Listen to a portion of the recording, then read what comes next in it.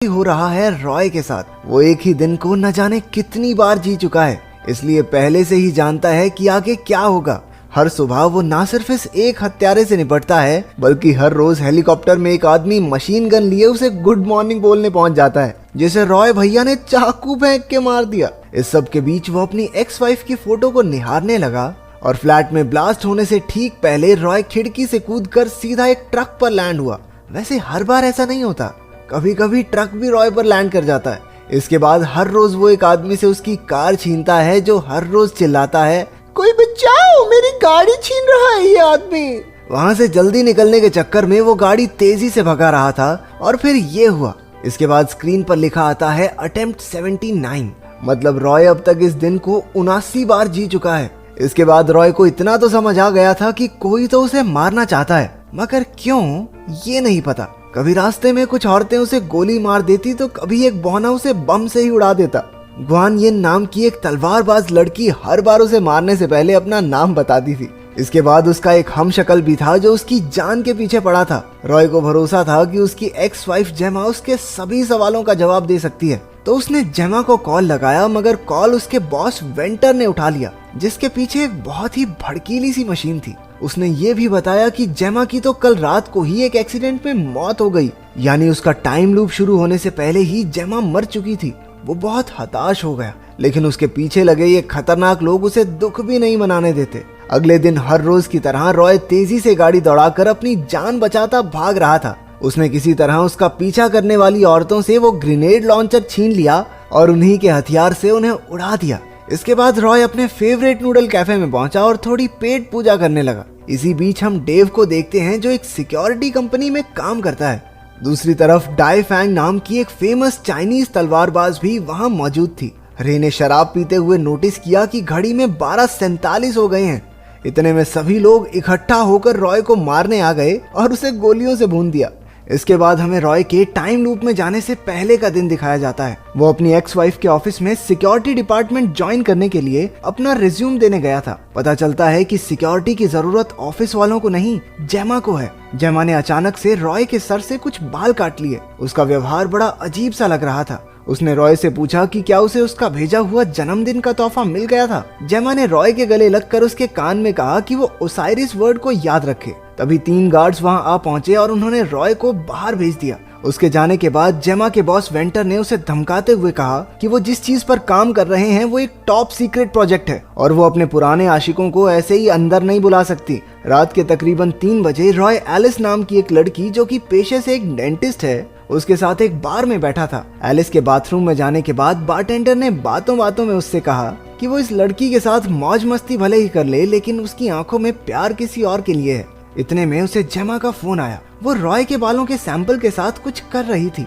उसने रॉय से कहा कि उसे उसकी मदद चाहिए उस चीज में जिसमें वो सबसे अच्छा है। ये कहकर वो मशीन की तरफ चल पड़ी। क्योंकि वेंटर और उसका सिक्योरिटी हेड ब्रेट सब कुछ सुन और देख रहे थे, तो वेंटर ने जेमा को पकड़कर उसके पास लाने का ऑर्डर दिया। अगले दिन सुबह जब रॉय उठा तो लूप शुरू हो चुका था। उसने जेमा के कहे मुताबिक उसका दिया हुआ जन्मदिन का तोहफा ढूंढा। वो आइसेट और ओसाइरिस नाम की एक किताब थी, लेकिन इससे पहले कि वो उसे पढ़ पाता, हेलीकॉप्टर में बैठकर मशीन गन वाले भैया आ गए और रॉय की गेम कर दी। लेकिन अब रॉय की लाइफ सैमसंग के पुराने फोन की तरह बार बार रिस्टार्ट हुए जा रही थी। कभी कोई मार देता तो कभी कोई। फास्ट फॉरवर्ड करके हम फिर से वर्तमान समय में पहुंचे। रॉय किसी तरह बचता बचाता जेमा की गिफ्ट की हुई किताब के साथ एक अंडरग्राउंड गेमिंग स्टोर में चला गया। किताब पढ़कर उसे पता चला कि आइसेट ओसाइरिस नाम के एक इजिप्शियन लीडर की पत्नी थी। किताब के आखिर में जेमा ने लिखा था कि समय किसी के लिए नहीं रुकता। रॉय को इस किताब में कुछ भी काम का नहीं लगा। अचानक से उसकी नजर अपने बेटे जो पर पड़ी, लेकिन जो को ये नहीं मालूम था कि रॉय ही उसका बाप है। क्योंकि उसे अपने बेटे के साथ समय बिताकर अच्छा लग रहा था,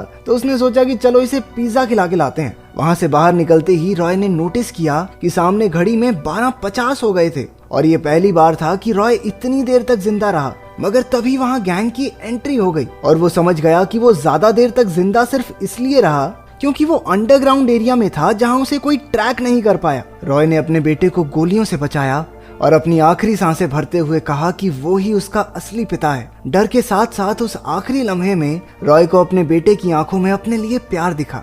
लूप के फिर से शुरू होने पर वो एक नए जोश के साथ उठा। उसने सुबह उस पर हमला करने वाले आदमी से पूछा कि उन्होंने ट्रैकर कहाँ लगाया है। अब रॉय कैसे भी वो ट्रैकिंग डिवाइस ढूंढना चाहता था। वो अपने फेवरेट नूडल कैफे के वॉशरूम में गया और अपनी बॉडी और कपड़ों में ट्रैकिंग डिवाइस को ढूंढने लगा, मगर बहुत ढूंढने पर भी उसे कुछ मिला नहीं। फिर रॉय को उस सिक्योरिटी ऑफिसर डेव की याद आई जो उस समय नूडल शॉप में ही मौजूद था। उसने डेव से पूछा कि अगर उसे किसी की बॉडी में ट्रैकिंग डिवाइस फिट करना हो तो वो कहाँ करेगा, जिस पर डेव ने बताया कि ट्रैकर छुपाने की सबसे बढ़िया जगह है कि किसी के दांत के अंदर लगा दो। और ये सुनते ही रॉय उसे वॉशरूम में ले जाकर पागलों की तरह अपने दांत उखाड़ने लगा। किस्मत से दूसरे ही दांत के अंदर ट्रैकर मिल गया। तभी वहाँ हमशक्ल रॉय आया और उसे गोली मार दी। अगले अटेम्प्ट में रॉय ने सबसे पहले वॉशरूम में जाकर उस ट्रैकिंग डिवाइस को निकाला। उसने ट्रैकर की मदद से एक एक करके सभी गैंग मेंबर्स को ठिकाने लगा दिया। तभी उनमें से एक के मोबाइल पर ब्रेट का कॉल आया। रॉय के फोन उठाने पर ब्रेट ने उसे चैलेंज किया कि अपनी माँ का दूध पिया है तो आजा लैब में, आजा। अपना रॉय किसी से डरता थोड़ी है। वो भी सीधा लैब की ओर निकल गया, मगर पहले अटेम्प्ट में तो गाड़ी दीवार में ठोक के स्टार्टिंग में ही ब्रेट के हाथों मारा गया। मगर अगले अटेम्प्ट में गाड़ी उड़ाकर उसने लैब में सीधी एंट्री मारी। जब गार्ड्स गोलियां बरसाते हुए गाड़ी के पास गए तो पता चला कि ये तो रॉय का बिछाया हुआ एक जाल था। गार्ड्स के पास पहुंचते ही उसने गाड़ी में रखे एक्सप्लोसिव्स फोड़ दिए। उसने हमशक्ल रॉय को ठिकाने लगाकर उसका सिक्योरिटी बैज भी ले लिया। पहले तो उसका सिक्योरिटी बैज काम नहीं करता और बाद में जब उसने जुगाड़ से लिफ्ट खोल भी ली तो बाहर ब्रेट और उसके आदमी गश्त लगाए बैठे थे। तो उसने खुद को ही गोली मारकर दोबारा से ट्राई करने का फैसला किया। अपने अगले अटेम्प्ट में रॉय पहले से ही जानता था कि वो लोग लिफ्ट खुलने पर उसका इंतजार कर रहे होंगे, तो वो साइड से गया और सबको खत्म कर दिया। आगे चलकर उसका सामना ग्वान यिन से हुआ, जो कि बहुत खतरनाक तलवारबाज है। पर रॉय के पास तो बंदूक है, लेकिन जब उसने ट्रिगर दबाया तो पता चला कि बंदूक खाली थी। ओवर कॉन्फिडेंस के चक्कर में रॉय भैया मारे गए। रॉय ने बहुत बार उसे हराने की कोशिश की, लेकिन वो ग्वान यिन से नहीं जीत पाता और वो हर बार उसे एक ही बार में खत्म कर देती। एक अटेम्प्ट में वेंटर ने उसे जिंदा पकड़ लिया और मारने से पहले अपने टॉप सीक्रेट प्रोजेक्ट के बारे में बताने लगा। दरअसल जो मशीन हमने देखी थी उसका नाम है ओसाइरस स्पिंडल और उसमें ताकत है इतिहास को बदलने की। असलियत में जो भी उसके साथ हो रहा था उसकी वजह ये मशीन ही थी।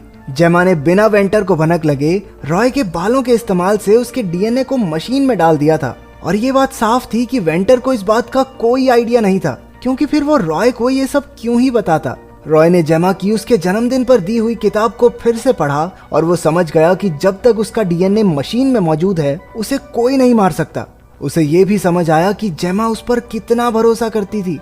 वो जोश से भर उठा, मगर अभी भी उसके रास्ते में ग्वान यिन थी। अपने अगले अटेम्प्ट में वो उससे लड़ने की बजाय नूडल कैफे में जाकर लेजेंडरी चाइनीज तलवारबाज डाई फैंग से मिला। उसने डाई फैंग से उसे तलवारबाजी सिखाने के लिए कहा, लेकिन वो तो सिर्फ एक ही दिन के लिए वहाँ आई थी। रॉय फट से मान गया कि एक दिन बहुत है मेरे लिए। वो हर रोज डाई फैंग के पास जाता और उससे तलवारबाजी सिखाने की बात करता।